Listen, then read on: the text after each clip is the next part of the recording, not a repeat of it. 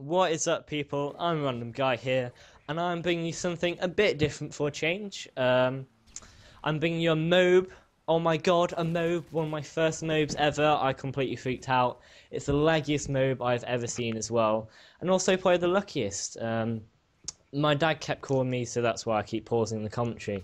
But today I'm doing a dual com with a good commentary friend of mine, actually. How about you introduce yourself? Yeah, what's up guys? It's your man Cobrarusher here and I'm bringing you some of that love. Yeah, so earlier we were just discussing Modern Warfare 3 and about attachments, so we thought we would expand this and share it with you guys, because we all know you love some of that love, as Kayla says. Yeah. So, let's get straight into it. Let's start off with probably the most overpowered attachment, I'd say, the silencer. So what do you think about it? Well, I'm usually not using the silencer unless I'm playing Search and Destroy or Domination, but I like to use the silencer and rapid fire attachment on my MP7. I think that's the only gun I like to use a suppressor on.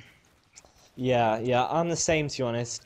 I like to use it on assault rifles though, because obviously it decreases your range, and if you have really bad range with an SMG, it's going to be harder.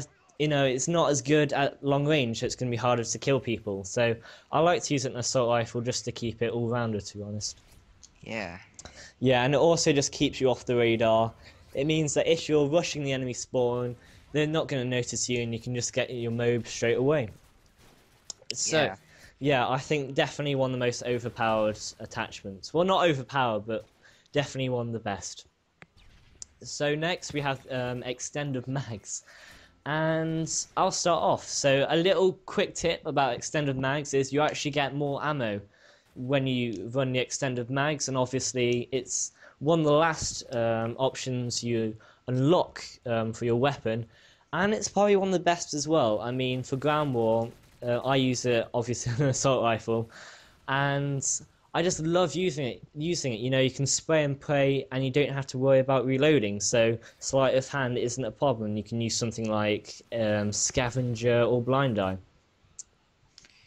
Yeah, smart. Like, that was a long speak, but well, Yeah. my opinion on extended mags, like, I'm not really a big fan of extended mags. I rather use sleight of hand. I just think it's a lot better to use sleight of hand, but I Yeah. always rock extended mags on a sniper, cause it's pretty boring to see four guys and you only have 3 bullets, so it's kind of pain in the ass. But I suppose if you get a collateral, be a bit lucky there. But yeah. So what do you think about the red dot sight? red dot. I like to use this, but only on certain guns. I mean, some guns like the MP7 or the PP have quite a good iron sight, so I don't use it on that. But guns like the ACR, for example, or like the SCAR, they don't have very good sights in my opinion. So I always like to use a red dot on those.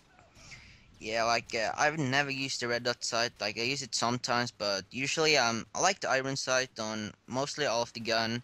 It's like the FAD. I don't like the iron sight on that, as well as the ACR. So I like usually rocking the like no attachment, just the regular iron sight.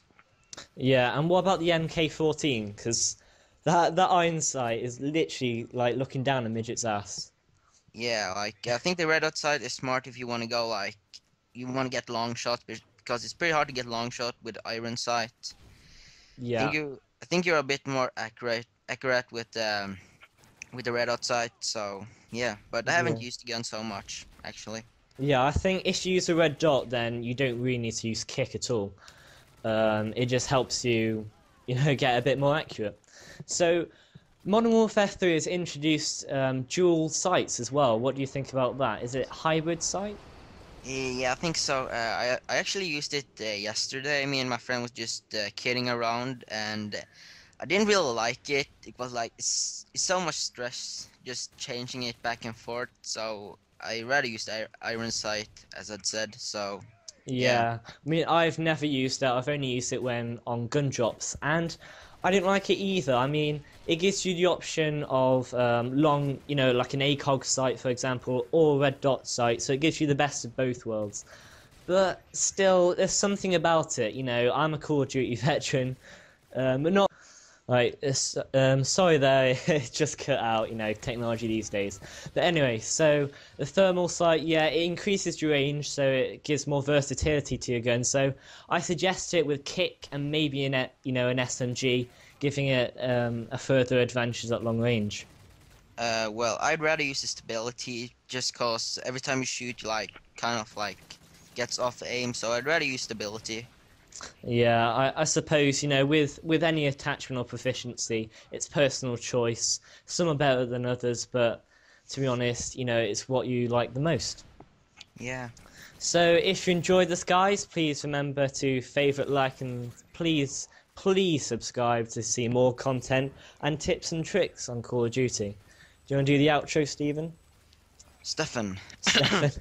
Okay, so make sure to subscribe to I'm a Random Guy, and also subscribe to my channel. You'll find a lot of interesting content there, and yeah, Right, I'll see you guys later. Bye. deuces.